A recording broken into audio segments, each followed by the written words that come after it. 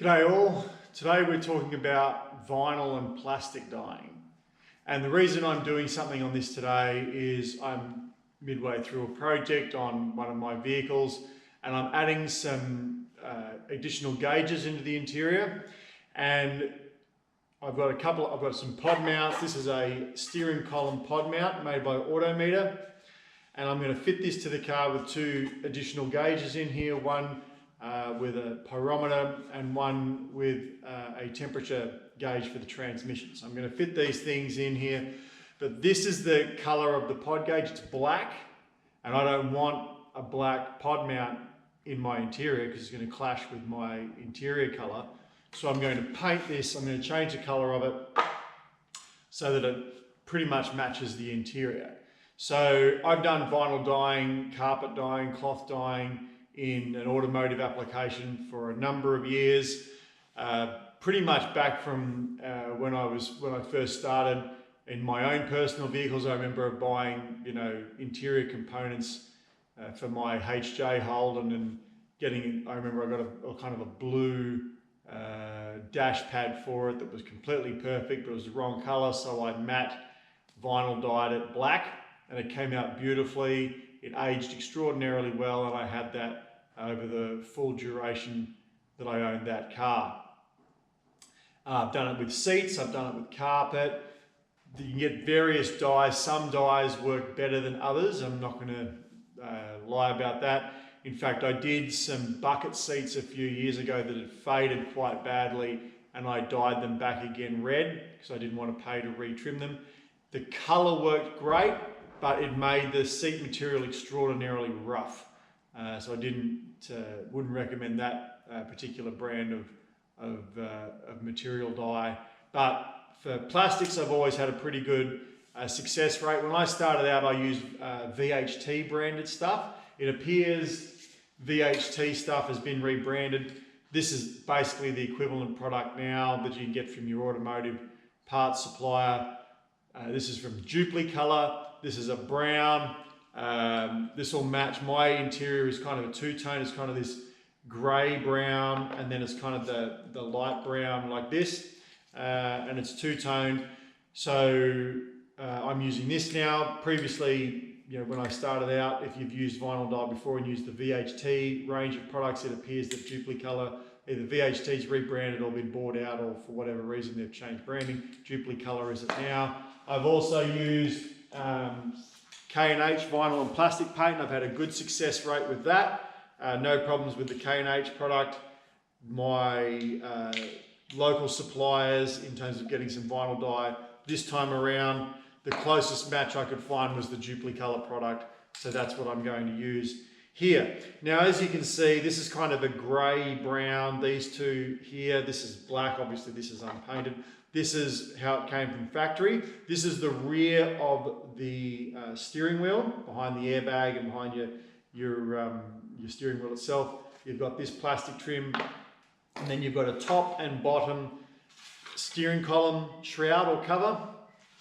So this is the bottom. I don't need the top because this is going to be the new top now, so I don't need to dye the top. The reason I'm painting these is it was easier for me to get a match for the tan, kind of light brown color of my interior than it was to find this color. So to make it all fairly well match, I'm going to dye the back of the steering wheel and both sides of the steering column in this, which should make it match the interior quite well, rather than having this black with this. You can obviously see that's two-tone. It's not meant to be like that. So I'm going to dye them both the same color and have them mounted, and it should all look fairly factory. As a quick side note, this is an Autometer product. I gather it's possibly made by a third party. It was purchased from Autometer. It's an Autometer part number, has gauge works on the bottom. That's just a division of Autometer itself. But I must say the grain on here is all wrong. So this is made for my vehicle. This is off a Gen 3 Ram 3500, and the grain's all wrong. The grain on this and on here and on the dash is a very, very fine grade. I don't know if you can see that, but it's a very, very fine grain. With the Autometer product, it's a very coarse grain. It's a very, very coarse grain, and it doesn't match. It doesn't match at all. I was going to sand it back and bring it back, try and take some of that grain out of it, because it probably would look better just smooth and then textured with the paint itself. But in any event, I'm not going to do that, so it'll be painted, but it is a little off. So sold as a OEM replacement, probably not. The grain's all wrong. So in terms of prep, what do you have to do to get it ready? Now this is for plastics and interior trim is what I'm doing now. If you've got a bumper, don't get confused, if you've got a car bumper, use Flexi Prime or Bumper Prime as your primer on a car bumper. Yes, it is, it's a grade of plastic equivalent. Don't use vinyl and plastic paint. Don't use that. Prime it with a Flexi Prime, Bumper Prime, and then your appropriate paint product after that. Don't use this. But for interior stuff, it's fine. Depending on the interior. If you wanted a real gloss finish, if you had a really hard plastic, like a center console or door handles, and you wanted a high gloss finish, what I would probably do is I'd probably use a Flexi Prime, Plastic Prime, Bumper Prime, and I would prime it with that and then put a high gloss finish in it in, depends, 2K or acrylic, or depends on what you want to do. But that's probably what I would do. I probably wouldn't use this, but that's only if you want a really high gloss finish. I generally don't do that. If you're building a show car or something, then, or something to take to tuner events or something, fine, you may wish to do that. But if you want like a factory look, this is probably as good as anything, because this will come out. This is a matte finish, which is good. I want it to come out as a matte finish, so we're going to use this. In any event, prep. So reading the instructions on this, just to see what they recommend, they say get a scuff pad and scuff up your the pieces to be painted first, and then wipe them down with a wax and grease remover like Prepsol or similar, and then scuff them up again, and then wipe them down with Prepsol again, and then you're ready for paint. What I've done here, these are used interior pieces, and when I took them off the car, I turned them over, and they're very kind of waxy and dirty. Now what that is this is 15 years of people having their fingers in a common place, and it's got the natural oils out of your fingers. It might have moisturizer, it might have sunscreen, it might have grease or whatever you have on your fingers when the previous owner or myself has jumped into the car. And the back of this was the grain was all covered in, and it was very, very dirty and discolored. What I did was I got scrubbed it with a multi-purpose cleaner. I like, for getting this sort of stuff off, I quite like Armor all-purpose cleaner with a stiff bristle scrub brush, and gave it a really good scrub. And then I got a scourer, just a kitchen scourer in my kitchen sink with an Australian product called Gumption, and I just scrubbed it again, and it's brought it up beautiful. It's the grains all come back. It looks brand new, absolutely beautiful. It came up. This is the same. Should give a nice surface to stick to. I've done the same with this.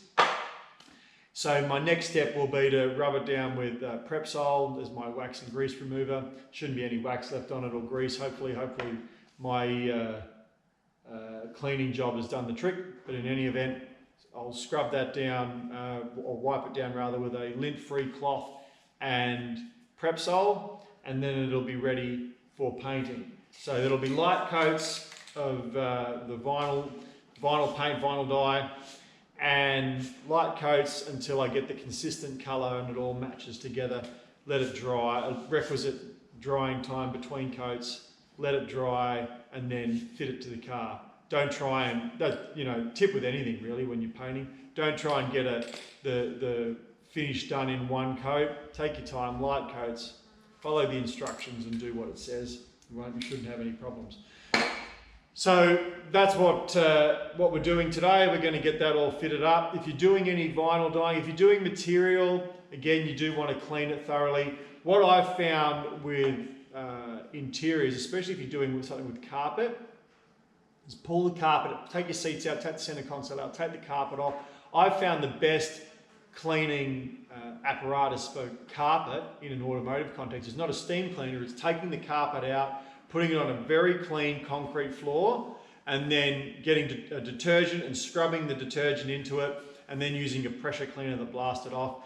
I use my spit water pressure cleaner, and what I'll often do, I'll fill it with a detergent, a cleaning detergent, and I can put it on low pressure and spray the carpet down with the detergent mixed through the pressure cleaner, and then let it soak in, and then blast it off with high pressure, and it comes up like new. I've done it on really crappy interior carpets out of Daihatsu, like an early 90s Daihatsu Mirror, Daihatsu Handyvan and Charade Centro. Those are really crap carpets. Those cars were built to a budget and the quality of the carpet shows that. And I've blasted it off and haven't wrecked the carpet, and it's come up beautifully. Got the horrible kind of stale car sat outside in the sun and really hasn't been taken care of smell out of that carpet. And I do the same with seats. Modern seats are going to be a little bit more tricky because they've got wiring in them. They've got electric seats. You want to be careful of that. But cars that don't have electrics in them, I've been quite content to do pretty much the same thing with the pressure cleaner, and they've come up beautifully. They smell great, gets all that gunk out of them. With a modern seat with an airbag and electrics, do be careful, but a steam cleaner is probably a better way to go. But I've found using a pressure cleaner, it really does get right deep into it, and you can blast all the muck out of it rather than just pushing it into it. You can lift it up quite good, and if you want a final finish, you can pressure clean it after all your work's been done. The downside of using a pressure cleaner on carpet or something is it takes a while to dry because you're completely saturating it, so you need to hang it on a clothesline or on a fence or something to let it drain out and dry. And that takes a while. It takes way longer than steam cleaning. And if you're going to use a pressure cleaner to do the inside of your car, don't do what someone I know did, and they decided to pressure clean their farm ute out that was all full of dust after harvest, and just open the door and pressure clean the whole car out. Electrical gremlins galore after he did that. Don't do that. If you're going to pressure clean something that's an inside component of your car, take it out first. Probably a good idea.